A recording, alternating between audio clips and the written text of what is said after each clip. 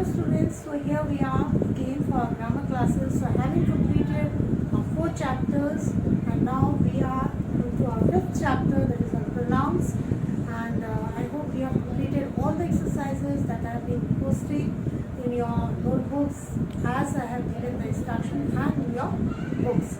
So now in the 5th chapter we have the chapter pronouns. Already you are quite familiar with the chapter on pronouns. You've done it earlier also. So here we are. What's the definition? Pronouns are words which take the place of nouns. To simply we have to avoid some repetitions, and hence in grammar the pronouns have been introduced. So as for example we have here Rita and I were waiting for Rita and Ria.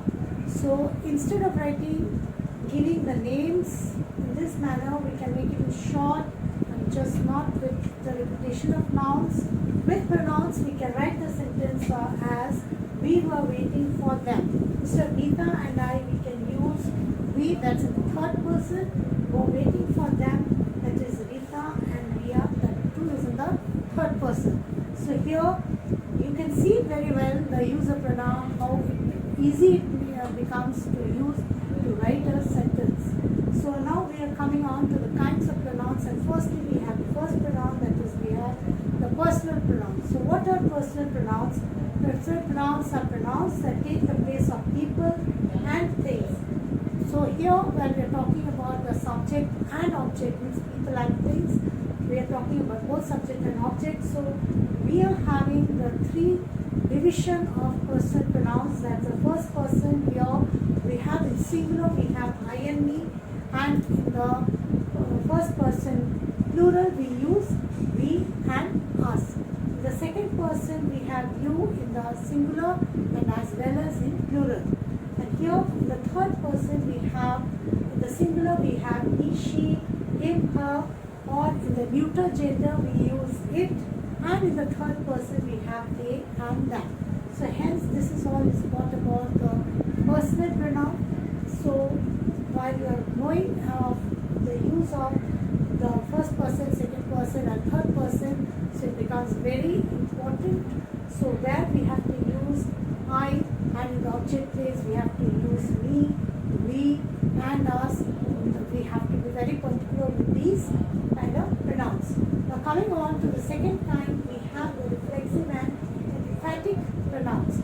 They are the same kind when we use myself, herself, himself, themselves, ourselves. So here we both use these kind of pronouns. Like we have in the reflexive pronouns, we are having that show that the person who does the action of the verb is also the person who receives the action. For example, when I say I cut my hair myself, here I is the subject and also the doer, that's the object, that is myself. So here this is the reflexive pronoun. But a little bit change is there in the emphatic pronouns, where when reflexive pronouns are used for emphasis, you are giving a pressure to someone, some person or subject, then they are called emphatic pronouns. So here we see just after the pronoun we use the emphatic pronouns. So as both the pronouns are of the same kind, so how would you remember, how would you distinguish between the reflexive and the emphatic pronouns? So you have to remember in the emphatic pronouns, the emphatic pronoun is replaced just after the pronoun. So here I myself cut my hair is an emphatic